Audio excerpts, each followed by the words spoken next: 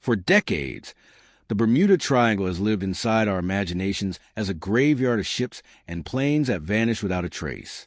Compasses spinning wildly, radios going silent mid-sentence, entire crews gone, as if the ocean simply swallowed them whole.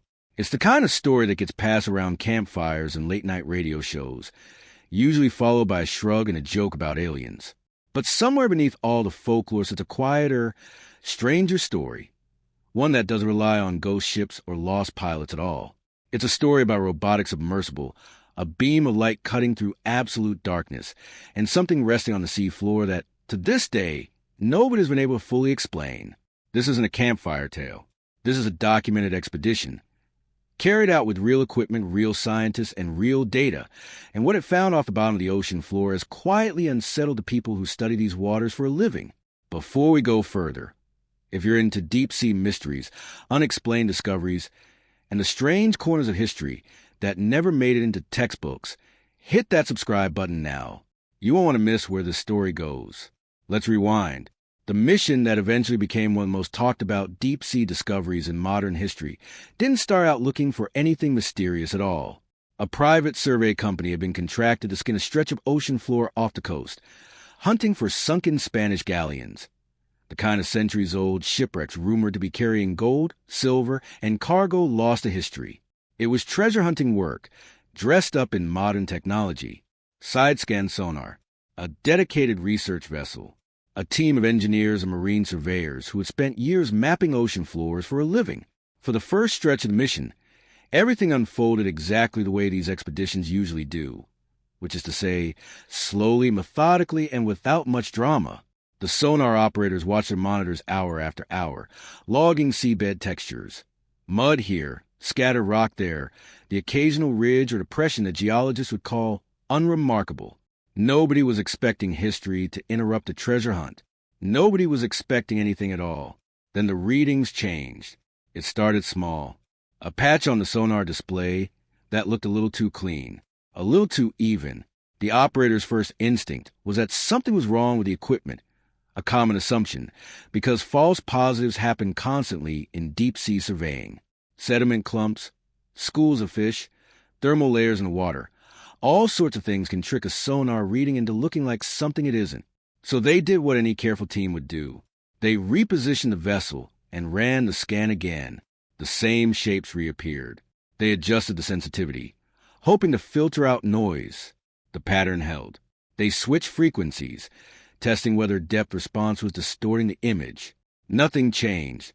By the fourth or fifth pass, it was no longer reasonable to blame instrument error. Whatever was down there was consistent, and consistency is exactly what a malfunction is not supposed to produce. What caught the team's attention wasn't just that the shapes looked unusual. It was the geometry. Natural seafloor terrain tends to be chaotic. Irregular ridges, random boulders, uneven slopes shaped by millions of years of shifting sediment and water pressure. What showed up on the screen that day looked almost the opposite chaotic. Straight lines, even spacing between them, corners that, at certain angles, appeared close to 90 degrees. And then came the detail that really shifted the mood in the control room: shadows. If you've never worked with sonar imaging, this part might sound unimportant. But to the people staring at that screen, it was the single biggest clue they had. Side-scan sonar builds its picture using sound waves instead of light. The sonar unit sends out a pulse, and as that pulse bounces off the ocean floor, the returning signal gets translated into an image, brighter where hard surfaces reflect strongly, darker where soft sediment absorbs the sound. Shadows form in sonar imagery for a very specific reason. Something has to be tall enough and structured enough to block the sound waves from reaching the seafloor behind it. A flat plane doesn't cast a shadow. A shallow depression doesn't either.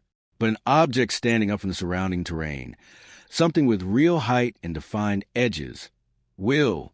When the team noticed dark shadow lines trailing behind the strange shapes on their display, it confirmed something important.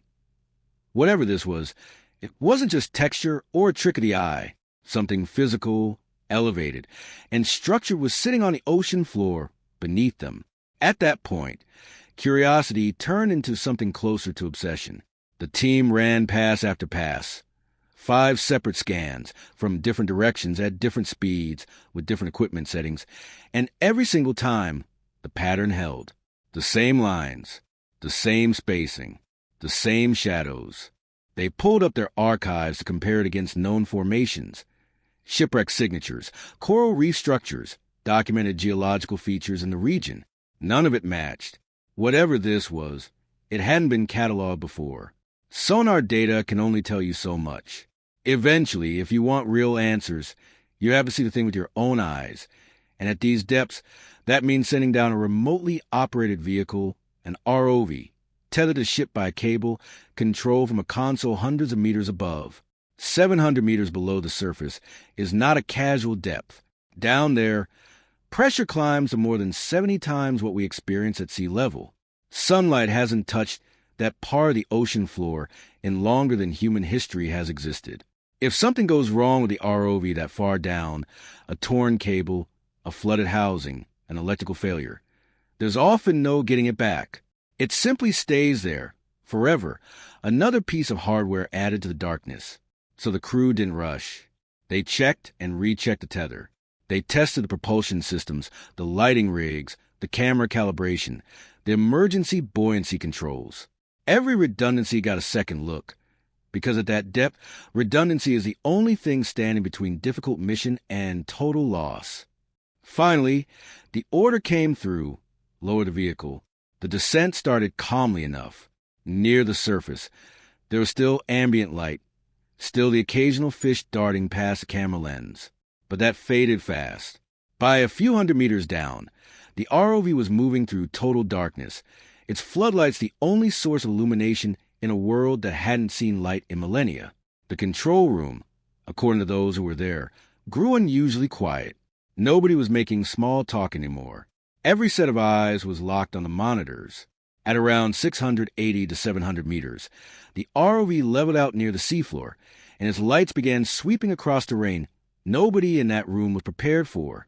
The first thing to appear was a large, flat surface, the kind of thing that could, at first glance, be mistaken for a boulder. Then another one beside it. Then a third. Individually, none of that would raise eyebrows. Rocks settle on ocean floors all the time. But as the ROV crept forward, the details sharpened, and what looked like ordinary stone began to look deliberately shaped. The edges weren't the rounded, weathered edges typical of underwater rock formations worn down by current and time. They were straight, in places.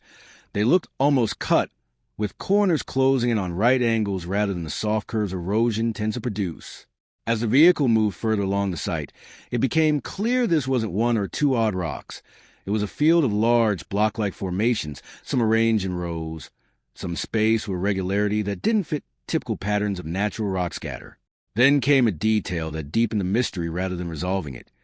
The surfaces of many of these blocks looked comparatively clean, not buried under heavy layers of sediment, not coated in the thick marine growth you'd expect on something that had spent centuries, let alone millennia, sitting untouched on the ocean floor. Watching it unfold live, the crew's reactions told their own story. People stopped talking. Someone gripped the edge of the console hard enough that their knuckles went pale.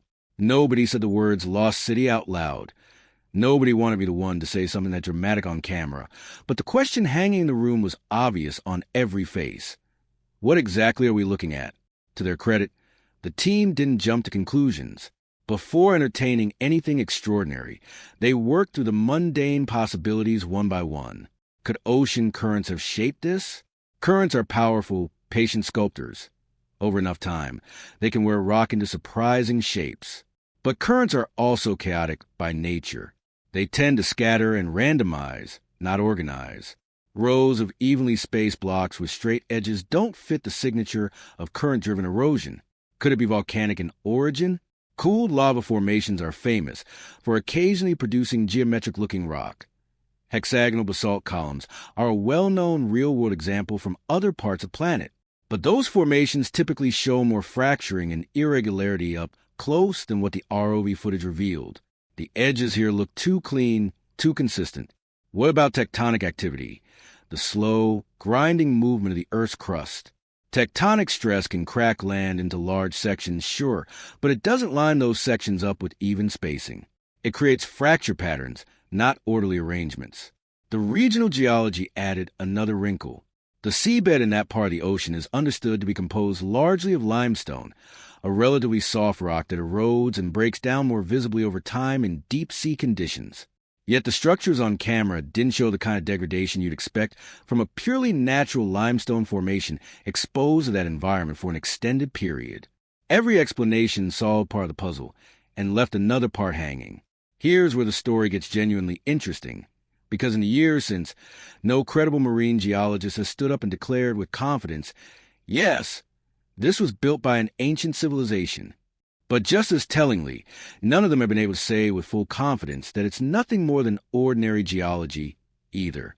Researchers who specialize in marine formations have generally urged caution, pointing out that underwater environments are perfectly capable of producing shapes that trick the human eye into seeing design where there's only coincidence.